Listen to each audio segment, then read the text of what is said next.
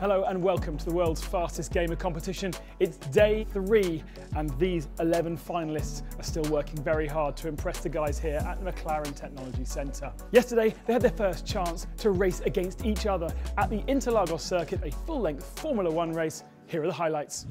Let's get this race underway. Not a very good start from Aurelien, who stalled at the back of the field. Oh, and Hutu and Heath have both hit each other. Damage for the both of them. And that was Harry Jacks. Harry Jacks, I think, has hit the wall. Isaac Price is leading the race. Gregor Hutu just behind, but closing in. Goes to the outside line into the corner. 8th gear, everyone. Stay 8th gear. So the challenge has now begun. The drivers are now stuck for the last 10 laps in 8th gear. How will Isaac and Gregor cope with that as they fight out for victory? It's another spin for Aurelien Mallet. Gregor Hutu has taken victory in race 1. Gregor, congratulations. How was it? The start was pretty messy. People crashing out and so on. So I made a few mistakes of my own, so it wasn't a perfect race, but the race kind of came to me. So. And tell us about the last couple of laps. Stuck in 8th gear. How did that change the car? How was it for you? It was pretty tough to get used to.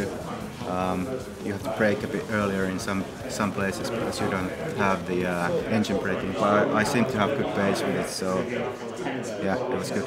So a win for Gregor on the first of our races, but it's not just about speed for these gamers. They have to prove their cognitive and physical ability with McLaren Applied Technology Human Performance Team.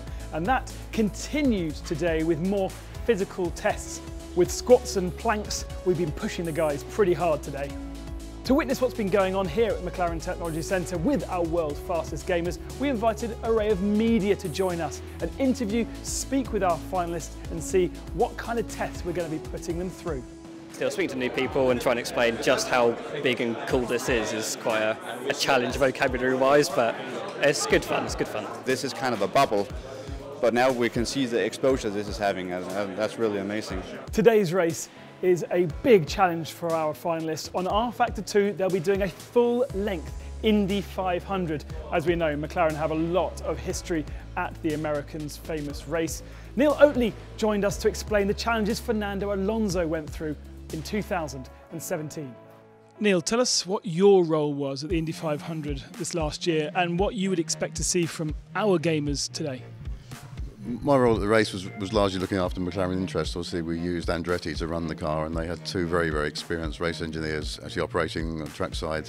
But I think what we're looking for from the gamers is how they apply themselves to a different set of circumstances, so that they can use their head as well as their athletic ability to control the car, and that applies in the simulator as well as a real car. Our drivers are not just drivers, but they're also their own engineers. What kind of work will they need to be doing from yesterday, where they raced at Interlagos in a Formula 1 car, to today where they're doing an Indianapolis race? They need to make the car as good in traffic as possible. Obviously, in an Indianapolis race, generally the cars are running in a big pack all the time. Keeping your car in good condition, everything in good condition until it really matters at the end is quite important. And what was Fernando's experience and feeling of the Indy 500 this year? As you probably saw from the race, he led quite a reasonable proportion of that first 100 laps, and so it's a shame we didn't have a chance to run the whole course and see what he might have done at the end of the race. It's going to be an absolutely fascinating 4-hour, 500-mile Indianapolis 500 for our world's fastest gamers. Join us tomorrow to find out who was victor.